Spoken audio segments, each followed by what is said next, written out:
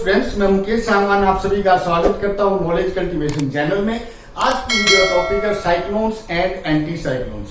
इस वीडियो के अंदर हम इन दोनों टॉपिक्स के अलावा ह्यूरिकेन, टाइफून एंड टोर्नेडोज के बारे में भी पढ़ेंगे।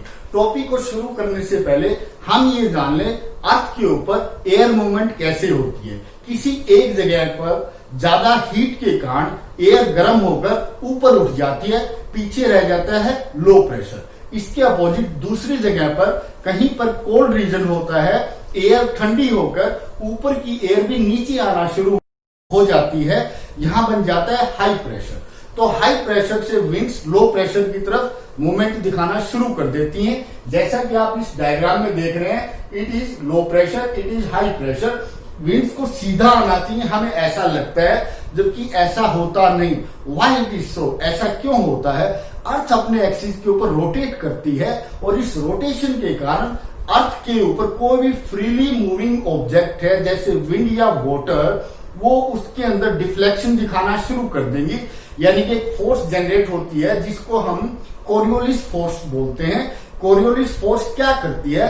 नॉर्दर्न हेमिस्फीयर के अंदर कोई भी फ्रीली मूविंग ऑब्जेक्ट है उसको राइट की तरफ डिफ्लेक्ट कर देगी, और सदर्न हेमिस्फीयर में कोई भी फ्रीली मूविंग ऑब्जेक्ट है उसको लेफ्ट की तरफ डिफ्लेक्ट कर देती है। अब आते हैं टॉपिक के ऊपर। सबसे पहले देखते हैं साइक्लोन क्या होते हैं। साइक्लोन एक एयर मास का सिस्टम होता है, एंटी साइक्लोन भी एक एयर मास का सिस्टम होता है। साइक्लोन के अंदर बीच में लो प्रेशर बनता है और साइड में होता है हाई प्रेशर, यानी कि हाई प्रेशर से लो प्रेशर की तरफ विंड्स मूव करना शुरू कर देती हैं। इसके अपोजिट में एंटी साइक्लोन्स में बीच में होता है हाई प्रेशर, साइड में होता है लो प्रेशर। हाई प्रेशर से विंड्स लो प्रेशर की तरफ मूवमेंट दिखाना शुरू कर देती हैं। जैसा कि कोरियोलिस फोर्स क्या काम करती है, इस विंड को सीधा जाना चाहिए था, लेकिन ये कुछ डिफ्लेक्ट कर देती है राइट को, इधर भी राइट को डिफ्लेक्ट करती है। ये इक्वेटर है, ये सदर्न हेमिस्फीयर। यहाँ पर एयर कोरियोलिस फोर्स के कारण लेफ्ट की तरफ डिफ्लेक्ट हो जाती है। इसको समझते हैं एक बार, ये कैसे होता है। इस फिगर के अंदर अर्थ के नॉर्दर्न हेमिस्फीयर और सदर्न हेमिस्फीयर दोनों के अंदर साइक्लोन और एंटी साइक्लोन्स को दिखाया गया है। आप नॉर्दर्न हेमिस्फीयर में देख रहे हैं, ये साइक्लोन है।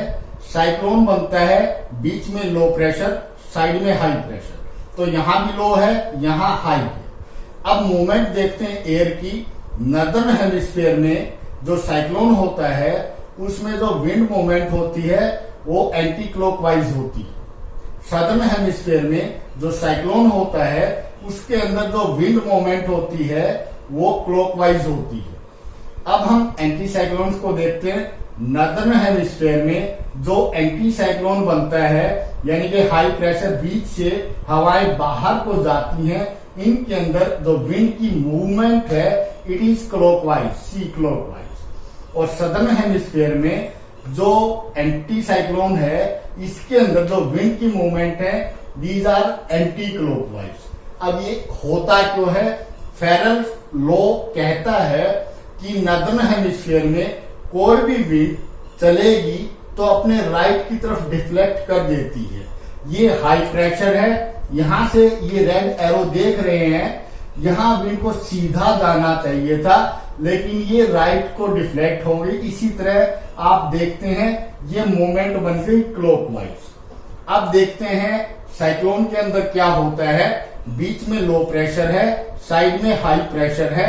अगर देखा जाए तो इस एयर को सीधा जाना चाहिए था, लेकिन राइट को डिफ्लेक्ट होती है कोरियोलिस फोर्स के कारण, तो सीधा ना जाकर ये साइड में जाना शुरू कर देती है।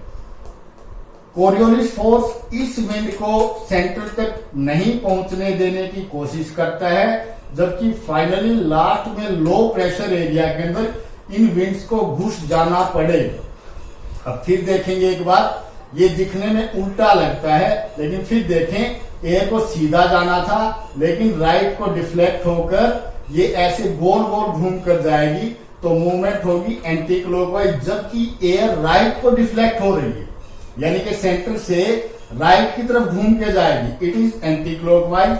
अब साइक्लोन इन सदर्न हेमिस्फीयर में देखते हैं। सेंटर में it is low pressure, side में हाई प्रेशर। यहाँ पर जो विंड है इसको सीधा जाना चाहिए था, लेकिन ये लेफ्ट की तरफ डिफ्लेक्ट होती है, इट इज लेफ्ट। तो यहाँ ये सेंटर के इस तरह से घूम के आएगी कि जो विंड की मूवमेंट है इट इज क्लॉकवाइज। अब एंटी साइक्लोन देखते हैं सदर्न हेमिस्फीयर में, यहाँ पर हाई प्रेशर है, बीच से विंड निकलेंगी लेकिन सीधी न जाकर लेफ्ट को टर्न कर जाती हैं, तो एयर की मूवमेंट बनती है एंटी क्लॉकवाइज। यहाँ बीच में मैंने ये 4 एरो दिखाए हैं। साइक्लोन्स के अंदर बीच में लो प्रेशर होता है, एयर गर्म हो जाती है और ऊपर उठकर अपर एटमॉस्फेयर में चली जाती हैं। ये एरो मैंने ऊपर को दिखाया है। इसी तरह यहाँ भी ये एयर गर्म होकर ऊपर उठ जाती है, अपर एटमॉस्फेयर में चली जाती है। अब एंटी साइक्लोन की बात करें, अपर एटमॉस्फेयर से विंड सेंटर में आती हैं और नीचे डिसेंड करती हैं, नीचे उतरती हैं। एरो को नीचे दिखाया दोनों के अंदर। अब देखें साइक्लोन किस सीजन में ज्यादा आते हैं। साइक्लोन्स चाहे नॉर्दर्न हेमिस्फीयर हो चाहे सदर्न हेमिस्फीयर हो, इनमें समर सीजन में ज्यादा देखने को मिलते हैं। अब देखते हैं anti cyclone. Anti cyclone northern hemisphere हो या सदर्न हेमिस्फीयर, यहाँ पर विंटर सीजन में ज्यादा देखने को मिलते हैं। अब जैसा हमने देखा था विंड हाई प्रेशर से लो प्रेशर की तरफ चलती है, तो आप देखेंगे जो विंड की मूवमेंट है ये एस की फॉर्म में है। इंग्लिश के अल्फाबेट एस की तरह ये घूम कर आती हैं। आप यहाँ इसको क्लियरली देख पा रहे हैं, यानी कि विंड सीधी ना जाकर यूं गोल घूमकर ये फेरेल्स लॉ या कोरियोलिस फोर्सेस के कारण होता है। अब देखते हैं इनकी इंटेंसिटी। जो साइक्लोन्स होते हैं बाहर से हवा आती है, बीच में इकट्ठी होती है और ऊपर उठती है। ऊपर उठने के बाद ये ठंडी हो जाती है, फिर बारिश करती है। यानी कि साइक्लोन्स के अंदर जो रेनफॉल होती है वो ज्यादा होती है। एंटी साइक्लोन में विंड्स ऊपर से नीचे डिसेंड करती हैं अपर एटमॉस्फेयर से, और अपर एटमॉस्फेयर में मॉइस्चर नहीं होता। मॉइस्चर नहीं होने के कारण यहाँ पर इस एरिया में हम रेनफॉल नहीं देखते। अगर रेनफॉल होती है तो वो भी बहुत कम होती है। साइक्लोनिक एरिया के अंदर तूफान आते हैं, यहाँ पर हेल हो सकता है, स्नोफॉल हो सकता है, यहाँ मौसम बहुत खतरनाक हो सकता है और लाइफ और प्रॉपर्टी को नुकसान पहुंच सकता है। जबकि एंटी साइक्लोन के अंदर क्लियर स्काई होता है, बारिश नहीं होती, ठंडे इलाकों में होता है। और डिस्ट्रक्शन की बात करें तो साइक्लोन्स ज्यादा डिस्ट्रक्शन करते हैं as compare to anti cyclones. Cyclone छोटे एरिया में बनते हैं और एंटी साइक्लोन बड़े एरिया में बनते हैं। साइक्लोन्स की अगर इंटेंसिटी बहुत ज्यादा बढ़ जाए, इंटेंसिटी का मतलब होता है उसकी एक्टिविटी करने की स्पीड बढ़ जाए, तो इनको हम टोर्नेडोज कहना शुरू कर देते हैं। जनरली टोर्नेडोज यूएसए कंट्री के अंदर आते हैं और टोर्नेडोज के अंदर जो मैक्सिमम जो विंड की स्पीड नापी गई है अभी तक, it is round about 450 kilometre per hour, यानी 450 किलोमीटर की स्पीड से हवाएं चलती हैं। इनके रास्ते में कुछ भी आता है उसको बिल्कुल खत्म कर देती हैं, तहस नहस कर देती हैं। एंटी साइक्लोन्स में ऐसा नहीं होता। अभी हमने जो इस डायग्राम में देखा उसको फटाफट एक बार रिवीजन रिटन फॉर्म में देखते हैं। What is it? Cyclone, a storm or system of winds that rotate about a centre of low atmospheric pressure, advances at speed of 30 to 50 kilometre an hour and often brings heavy rain. यानी कि system है air का, low pressure के चारों तरफ generate होता है और ये हवाएं आगे बढ़ती हैं। जो आगे बढ़ने की स्पीड होती है इट इज 30 to 50 किलोमीटर और ये अपने साथ हैवी रेन को लेके आती हैं। Movement of air is spiral. Spiral का मतलब होता है गोल गोल घूमकर कहीं पहुंचना। It is anti clockwise in northern hemisphere, अभी बताया था इधर, and clockwise in southern hemisphere. अब देखते हैं जो साइक्लोन्स होते हैं इनकी इंटेंसिटी यानी कि हवाओं की स्पीड के हिसाब से हम इनको 5 कैटेगरी में डिवाइड कर सकते हैं। जो पहली वाली कैटेगरी है उसके अंदर जो एयर मूवमेंट है 60 टू 70 किलोमीटर पर आवर होती है, और जो लास्ट वाला जो फिफ्थ कैटेगरी का जो साइक्लोन होता है उसके अंदर जो एयर मूवमेंट है वो लगभग 200 टू 250 तक चली जाती है। अब नेक्स्ट देखते हैं आई क्या होता है। साइक्लोन के अंदर जो लो प्रेशर वाला एरिया होता है उसको हम आई बोलते हैं, और आई का जो डायमीटर है वो लगभग 30 टू 65 किलोमीटर होता है। अगर साइक्लोन की इंटेंसिटी बहुत ज्यादा बढ़ जाए और ये टोर्नेडो में कन्वर्ट हो जाए तो इसका जो आई है उसका एरिया घटकर एक टेनिस कोर्ट के जितना हो जाएगा। जितना छोटा आई का साइज होता है उतना ही खतरनाक साइक्लोन होता है, उतनी उसके अंदर तेज हवाओं का बहना शुरू हो जाता है। आई को देखेंगे, एंड एरिया ऑफ काम वेदर, बीच में बिल्कुल शांत होता है। अगर आई बड़ी है और साइक्लोन अभी शुरू हुआ है, weather in the centre lowest atmospheric pressures, और यहाँ पर जो एटमॉस्फेरिक प्रेशर होता है पूरे एरिया में सबसे कम होता है। 30 टू 65 किलोमीटर इसका डायमीटर होता है। On the basis of strength and location, cyclone कहाँ पाए जाते हैं, इनमें कितनी स्पीड से हवाएं चलती हैं, इसके बेस के ऊपर हम इनको 3 कैटेगरी में डिवाइड कर सकते हैं। पहला है ह्यूरिकेन, दूसरा है टाइफून, तीसरा है ट्रॉपिकल साइक्लोन्स। जो ह्यूरिकेन है ये अटलांटिक ओशियन और पैसिफिक ओशियन के अंदर ज्यादा होते हैं, और जो टाइफून होते हैं ये पैसिफिक ओशियन की वेस्ट साइड में ज्यादा देखने को मिलेंगे। ट्रॉपिकल साइक्लोन्स जो इंडियन ओशियन है वहां पर ज्यादा देखने को मिलते हैं। इस मैप के अंदर हम देखते हैं, इट इज ट्रॉपिकल साइक्लोन्स, और यहां पर आप देख रहे हैं ह्यूरिकेन्स, यानी कि ये पैसिफिक ओशियन है और ये अटलांटिक ओशियन है, यानी कि यूएसए नॉर्थ अमेरिका और साउथ अमेरिका के बीच में, यानी बीच वाले हिस्से में जो साइक्लोन्स आते हैं उनको हम ह्यूरिकेन्स बोलते हैं। टाइफून ये पैसिफिक ओशियन है, ये एशिया है, और ये ये रशिया है, और यहां पर ये जनरेट होते हैं। ये ऐसे इंडिया तक पहुंच सकते हैं या चाइना के साउथ वाले पार्ट में या जापान तक जा सकते हैं।